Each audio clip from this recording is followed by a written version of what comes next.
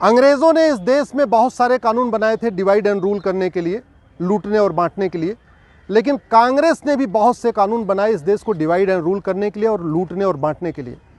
1991 में पहला कानून बनाया प्लेसेस ऑफ वर्शिप एक्ट, और हिंदू, जैन, बौद्ध, सिख के लिए कोर्ट का दरवाज़ा बंद कर दिया। 1992 में दूसरा कानून बनाया, इस देश को हिंदू और मुस्लिम में बांट दिया, अल्पसंख्यक बहुसंख्यक में बांट दिया।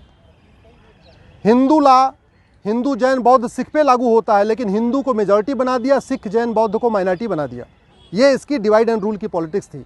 और तीसरा जो सबसे घटिया कानून बनाया कांग्रेस ने 1995 में, जिसको कहते हैं वक्फ एक्ट, जिसको मैंने सुप्रीम कोर्ट, हाई कोर्ट में चैलेंज किया है, और इसकी अगली सुनवाई भी सुप्रीम कोर्ट में होगी, क्योंकि इन्हें हाई कोर्ट से ट्रांसफर पिटीशन फाइल कर दिया है कि मैटर अब हाई कोर्ट में नहीं बल्कि सुप्रीम कोर्ट में चलना चाहिए।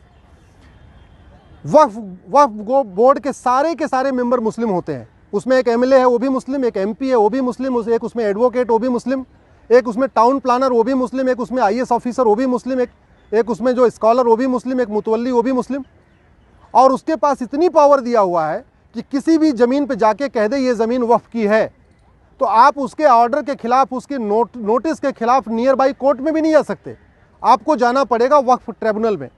कहने का मतलब, अगर मेरठ में या मुजफ्फरनगर में किसी की ज़मीन पे वक्फ बोर्ड कह दे ये वक्फ की ज़मीन है, तो वो मेरठ की कोर्ट या मुजफ्फरनगर की कोर्ट में नहीं जा सकता, उसको जाना पड़ेगा लखनऊ, जो मेरठ और मुजफ्फरनगर से 700 किलोमीटर दूर है, और वहाँ जाके अपनी सफाई देनी पड़ेगी। और सफाई किसके सामने देना है? उसी ट्रिब्यूनल के सामने, उसी बोर्ड के सामने जिसने कहा ये ज़मीन वक्फ की है। तो वक्फ बोर्ड चोर हो गया, वही वक्फ बोर्ड दरोगा बन गया, वही वक्फ बोर्ड जज बन गया, वही वकील बन चुका है।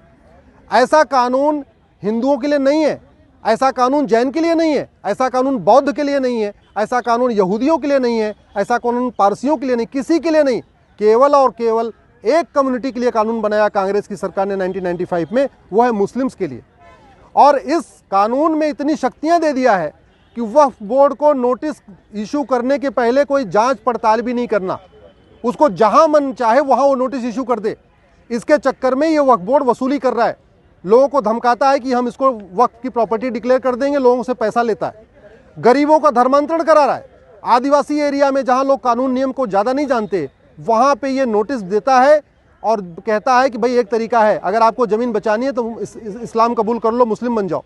तो इस तरीके से छत्तीसगढ़ के एरिया में, महाराष्ट्र के एरिया में, या और भी जहाँ पे पिछड़े लोग रहते हैं, गरीब रहते हैं, जिनको नियम कानून ज़्यादा नहीं पता, वहाँ पे ये कन्वर्जन का कारण भी बन गया है। इसीलिए मैं कह रहा हूँ ये कानून ख़त्म होना चाहिए। घटिया कानून बनाना सबसे बड़ा राष्ट्रद्रोह है, और घटिया कानूनों के खिलाफ चुप रहना भी सबसे बड़ा राष्ट्रद्रोह है।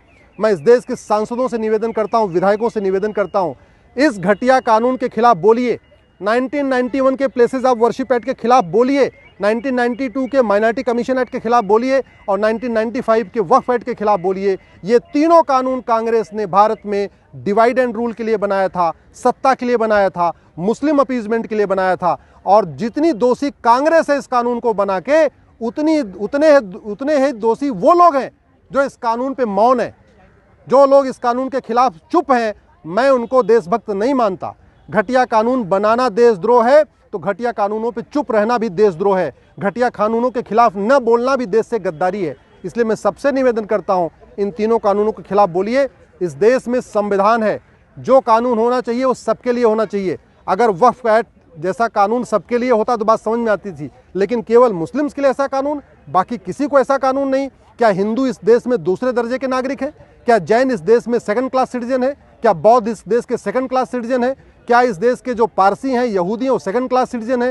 ये सब बराबर हैं। तो कानून सबके लिए एक होना चाहिए, कानून सबके लिए कॉमन होना चाहिए। इस तरीके से मुस्लिम्स के लिए एक कानून अलग से, ये देश की एकता अखंडता के खिलाफ है, कॉन्स्टिट्यूशन के बेसिक स्ट्रक्चर के खिलाफ है। इसलिए इस कानून को मैंने चैलेंज किया है। मैं सबसे निवेदन करता हूँ, इस कानून के खिलाफ बोलिए, सोशल मीडिया में बोलिए, पब्लिकली बोलिए, सड़क पे उतरिए, सांसदों का घेराव करिए, अपने विधायकों का घेराव करिए, क्योंकि ये समाधान सड़क, संसद, सुप्रीम कोर्ट से ही होगा।